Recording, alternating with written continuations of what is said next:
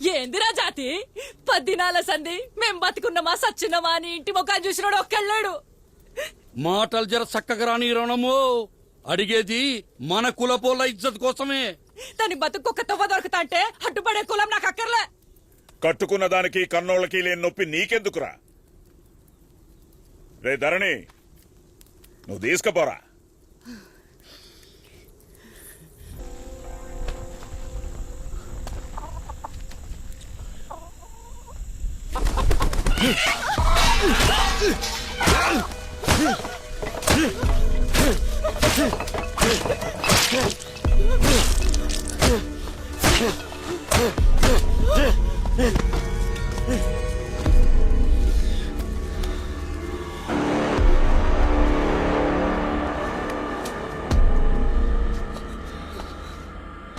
నువ్వేం చేసినావో నీకు తెలుస్తలేదే.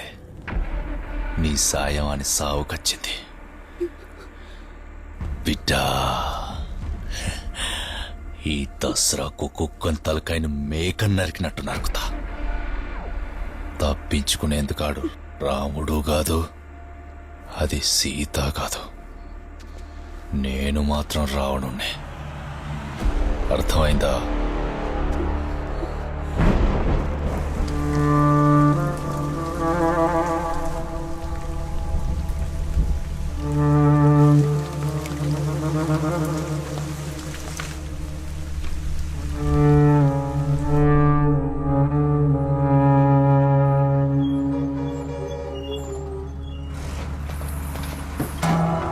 ఒక్క వీటికి అంతలగిరిపోద్దురా. కానీ అని చంపితే మనం ఎంబడి పడ్డోళ్ళు దొరకరు. అట్లనే ఆడంతలుగా బయటపడాడు. మనం పెట్టే పొగకు ఊపిరాడు కానీ బయటికి రావాలి. సందు చూసి కొడదాం. మనం బడిపట్టాలందరినీ గుంటు కొత్తగా లేపేద్దాం.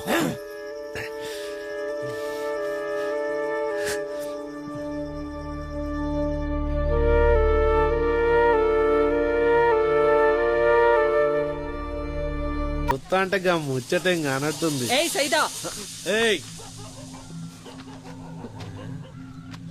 గా ధరణిగాడు దండగే 90 గుద్దందే ఏం పని చేత కాదు.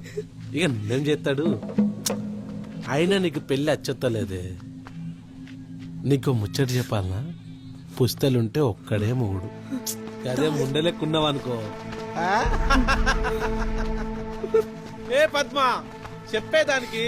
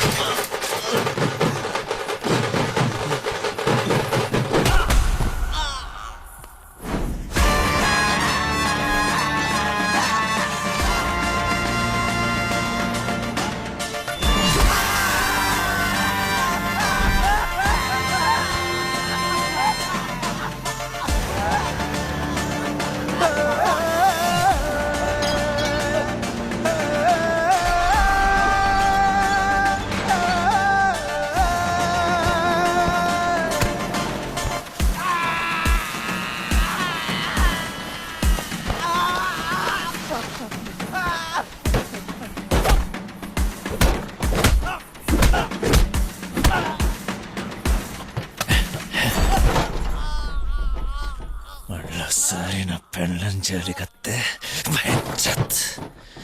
మొలదారం కింద గుడలు రాలుతాయి.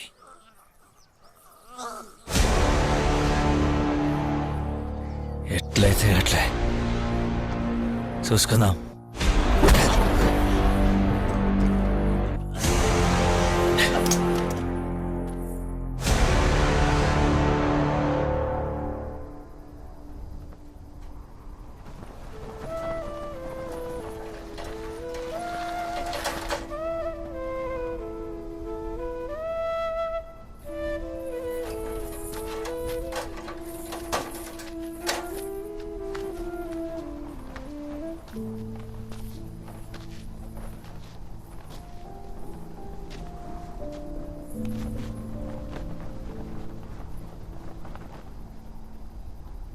ఎవరిని అడిగి తాలి కట్టినావరా? ఆ? ఒక అమ్మాయి ఇష్టంతో సంబంధం లేకుండా అట్లా తాలి కట్టొచ్చా? నువ్వు చేసిన పనికి ఇదెవ్వంతోనైనా పోతుందని ఊరంతా బజార్ దానికి చూస్తుంది.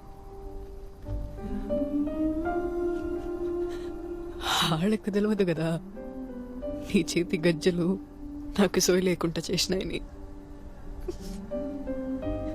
అసలు పొద్దుకేదాకా నాకేం తెలుసు నీ ఇంటికి వచ్చిందని? నేనేమో నంగట్లో బొమ్మనా? ఆ? ఎక్కడికి పోవాలనో ఏం చేయాలనో వశపడతలేదు. ఇదంతా నువ్వు చేయబట్టే. నిన్ను చూస్తే సంపాలనంత కోపం వస్తుంది, కానీ నాకిగ ఒప్పిక లేదు.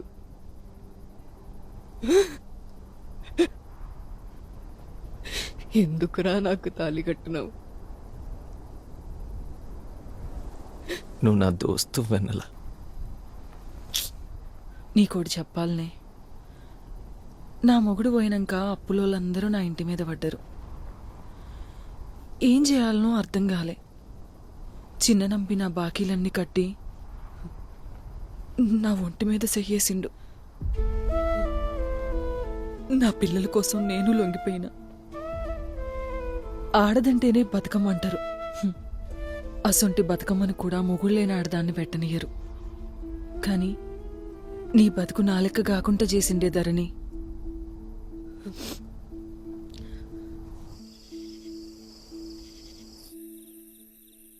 పుస్తకట్టి సుతా దోస్తన్నాడంటే ఇంతకన్నా మంచి మొగుడు ఏడ దొరుకుతాడే?